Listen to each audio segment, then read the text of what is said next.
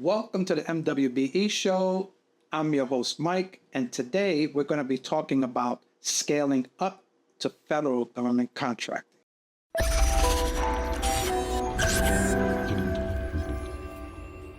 So it's time for a reality check. I know that many of you are tired of hearing about record-breaking goals for MWBEs while your own business is stuck on the sidelines. You're not alone. In New York State, MWBEs account for only 5% of total procurement value, despite $46 billion in available contracts. In fiscal year 25, 78% of New York City's certified MWBEs failed to win a single new contract. Even when you do win, those contracts are 5 times less valuable on average than those given to non-certified firms. So these can be, just regular small business firms or larger firms that have more capacity. What makes matters worse, 65% of all MWBE contracts are registered late, forcing you to wait months for payments while you float the cost yourself. And this has happened to me, in the past, where we've had to float contracts because of delays on payments. Although once I learned that problem, I put in certain clauses to prevent that. At the state level, while there's 30% aspirational goals, many vendors report facing this informal network that interferes with bid opportunities and a certification process that feels like a dead end. And these are like for people trying to get certification. So if your local market feels locked, it's time to look at something else, which is the world's largest purchaser of goods and services, the federal government. In 2024, the administration announced a record $178 billion in awards specifically to small businesses. But what wound up happening in 2025 is that went up to $183 billion. While New York City is struggling to hit even 5%, the federal government has set a 15% target for small disadvantaged businesses. They also achieved an all-time high in small business subcontracting, awarding $86.4 billion in 2023. This is a massive pie, but here is the catch. Small business participation in federal contracting has actually declined, went down by 49% since 2028. So what does this mean? This means that more money is going to fewer firms, which opens the door for you to step in and fill that gap. So what's going to be the roadmap for you to get a piece of this pie, right? So you're going to leverage your socioeconomic status. The federal government doesn't just use MWBE. As a matter of fact, that term doesn't even exist with the federal government. They have specific set-aside categories that limit competition only to firms like yours. So you need to identify and qualify as a small disadvantaged business, which is going to be the heavy hitter for minority-owned firms. WOSB, women-owned small businesses. So you can be a small disadvantaged business if you're a minority woman, and you can also be a WOSB because you're a woman. And WOSBs saw over $30 billion in awards recently. HubZone is another one for businesses in underutilized areas. The goal is 3% of all federal dollars, and the government consistently misses that mark, meaning they're desperate for HubZone firms. And the fourth one is SDV OSBs for service disabled veterans who recently hit 31.9 billion in awards. I think it's actually that number is even higher. It's probably more like 40 billion for 2025. So what is the first things you really need to do? If you don't have a SAM account, you need to register for SAM, which is the System for Award Management. But don't stop there. You need to be visible in the Dynamic Small Business Search, which is a system where federal buyers search for firms by NAICS codes. You're already using NAICS codes, so you should be familiar with what that is, which is the North American Industry Classification System. This is how you get coded inside these systems in New York City, New York State, and many other agencies in and out of New York. And it's also on your certifications, right? You got classified at some point during the certification process, or even just as a small business, if you registered with these databases. Another thing you should be looking at would be subcontracting. With the federal government, don't try to win a $100 million prime contract on day one. That's not how it works. Subcontracting is the primary gateway into the federal marketplace. It allows you to build past performance, which many of these agencies or many of these contracts will be asking for, and is a major barrier for new companies trying to enter the federal market. Large prime contractors are required to have small business subcontracting plans, and many struggle to find reliable partners to meet their goals. So this is really about developing relationships with prime contractors, or even prime contractors and prime contractors that actually have a contract. Sometimes you can reach out to these folks that may have been awarded a multi-year contract. They might still need subcontractors, because things change as time goes on, and many of these contracts are multi-year, 1, 3, 5-year contracts, and they bring in new subcontractors periodically. And then there was also the rule of two. In the federal world, contracting officers are required to set aside a purchase for small businesses if there's a reasonable expectation of at least 2 small businesses that can do the work at a fair price. So this is a really powerful tool for forcing a set aside. So if they have a rule of 2, when you're talking to the contracting officer or the procurement officer, whatever that role might be, ask if the contract might be too large for you. Can you bring in a second party and we can do this together? We can do this contract together. So they need to be open to that. So always ask about that, because that could be a way in for you on a smaller contract. And one thing to avoid is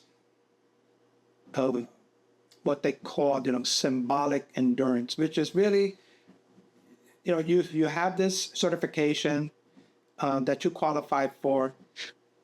It's just sitting there, right? It's a badge.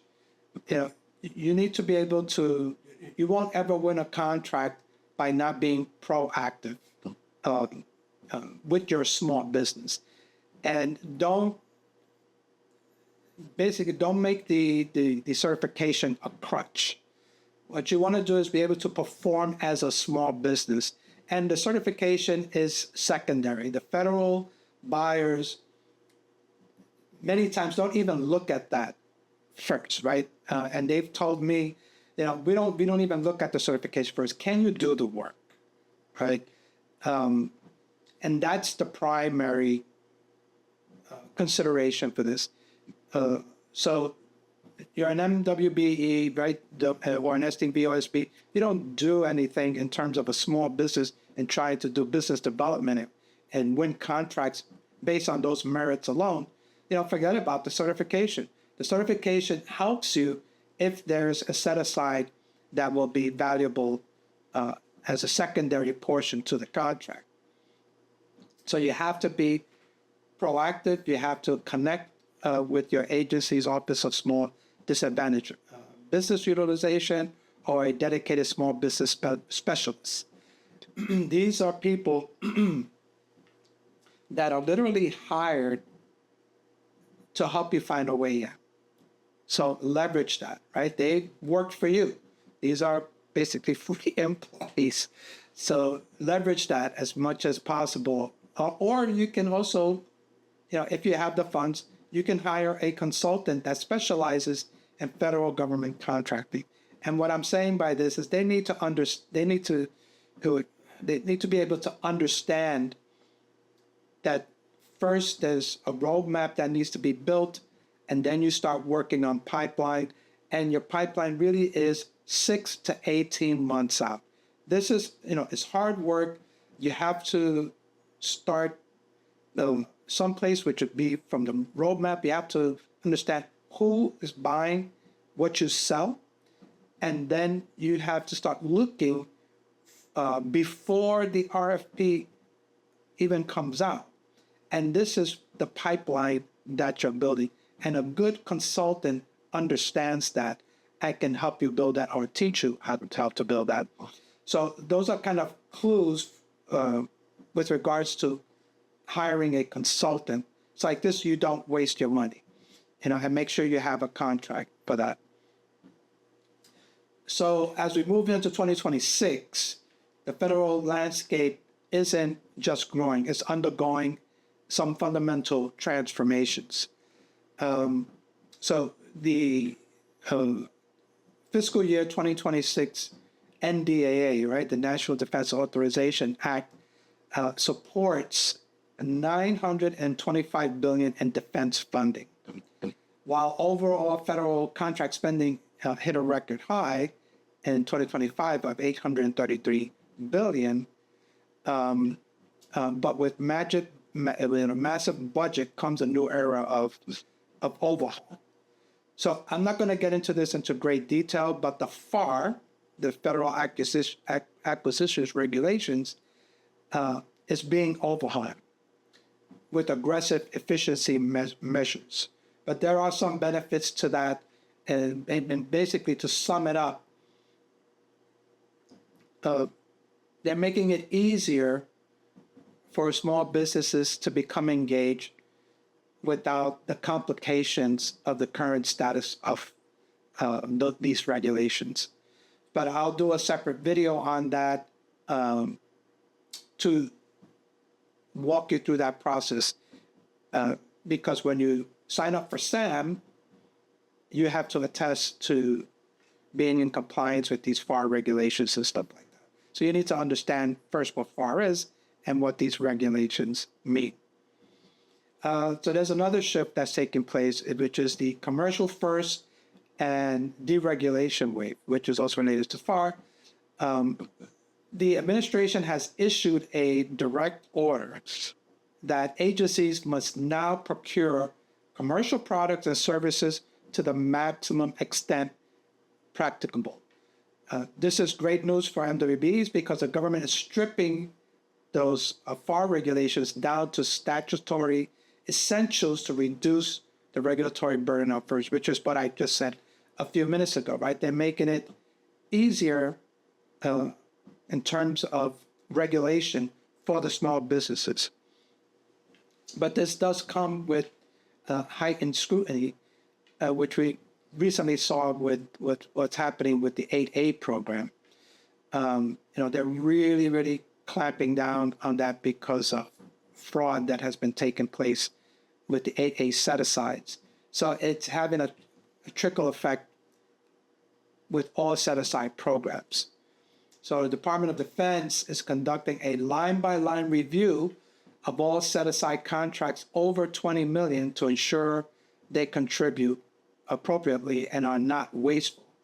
And the whole thing with DII is like a curse word in the federal government, right? I mean, DEI, not DIY. DEI is like a curse word in the federal government. This diversity things and stuff like that. They don't want to hear that. If it's these contracts are too heavy, they're taking a look at it and they're taking on a lot of this stuff. So this is going back to what I was saying with regards to be able to compete as a small business first, not just because of your certification, right? That's not how you win. So you must, in 2026, you're going to have to, your proposal has to prove you're a legitimate, efficient small business and not just a pass-through entity, which is kind of alluding to what happened with the AA, which there was pass-throughs going on. It was millions of dollars. It was a big disaster. And it just basically, people just start calling, see, I told you, these people, you can't trust them, right? So don't get stuck with that. Focus as a small business on trying to win awards. Now, this is another shift that's happening, which is cybersecurity. So this is no longer optional. Whether you're selling cookies, washing clothes, doing laundry, you're doing carpentry, whatever it might be, cybersecurity is going to become, you're going to start seeing this inside of contracts. And it's called, and you'll see the acronym CMMC. So that's Cybersecurity Maturity Model. So if you're going to touch anything related to DoD work or any high-level federal data, this is going to be required. So it's the Cybersecurity Maturity Model certification. And you're going to start seeing them in contracts, and you're going to have to either, because there's different levels, there's level 1, 2, and 3, whether you're handling federal contracting information or controlling classified information or other type of information that takes you up to level 3. But it's now a reality as of 2025, last year, in November, every system handling federal contract information must be registered in SPERS, which is the Supplier Performance Risk System. And I don't want to get too deep into this. Basically, what it's saying is the Department of Defense, many agencies trickle down from the Department of Defense or the Department of War, however you want to refer to it. It could be the Navy, it could be the VA, it could be the Army, it could be many thousands of sub-offices that issue contracts every year. Right? So there might be a prime contractor that you'd be working with, and if they have to comply with CMMC, there's a trickle-down effect where it will touch you, which means that you, in order to be a subcontractor, handling certain types of information, even getting a drawing for a project, this is now going to mandate that you be CMMC certified.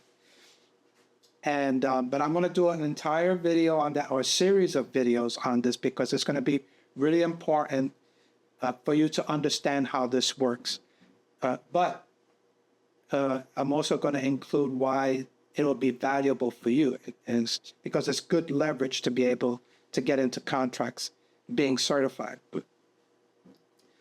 And so for small businesses, this means you must maintain a current compliance status for the life of the contract. If your cybersecurity reporting is inaccurate, you can face massive liability under the False Claims Act. And somebody can actually write you out and receive, I think it's something like 25% of the contract value for reporting you. So treat cybersecurity as your ID check at the door.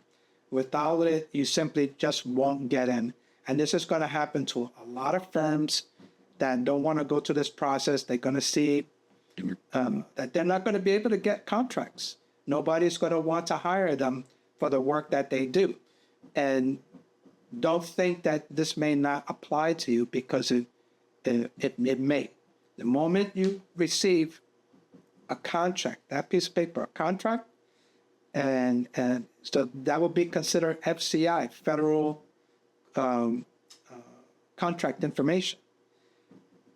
So you have to be cybersecurity CMMC certified at that point. Then there's another shift, which is artificial intelligence and data. So 2026 is going to be the breakout year for AI, with recommendations to double federal non-defense funding for AI research to $32 billion annually. So what does this mean? If your firm provides software-enabled services, definitely pay attention to GSA Refresh 31. The new update standardizes AI contracts for the first time and makes transactional data reporting mandatory, meaning the government is using real-time data to ensure they're getting the best market price. But there's this whole market for AI and data management. So keep an eye out for that if you do software development and those types of services. So I would, if you're not on GSA or if you don't know what a GSA is, this is another contracting video. It's kind of like a clearinghouse for the federal government. The federal government agencies are buyers to the GSA. So the GSA has all these customers, which are the government agencies. They list contractors, list what they sell on there. They get awarded a contract to be on there and list all their products and services from many different manufacturers or whatever it might be. And these agencies go to the GA and they buy that way. So that's another avenue to take into consideration, but it takes a long time to get a GSA award schedule. Keep all your certifications current, right? So the SBA is consolidating all certifications into one environment. So keeping your renewal timing, residency data, that type of information, keep it all current so you don't discover a lapse when a bid drops. Then you got to scramble and try to fix things, which takes time. That is also the Buy American rules. So note that domestic content thresholds for critical items have increased to 65% through 2028. Ensure that your supply chain is ready for these onshore mandates. So understand what Buy American means, right? What those rules are. So get familiar with that. And I'll do another video on Buy American, Buy America type of stuff. So to conclude here, the 2026 market rewards disciplined, low-friction vendors, while the Department of Government Efficiency, DOGE, is cutting wasteful contracts. The funding for mission-critical services, manufacturing, AI is at an all-time high. Stop looking for these little crumb-sized local contracts and start positioning your firm as a streamlined, cyber-secure solution for that $925 billion federal machine. And as I mentioned, to small businesses, last year was $183 billion that went to small businesses. Let that be you. If you have any questions, list them down in the comments. Please like and subscribe, and I'll see you in the next video. Thanks.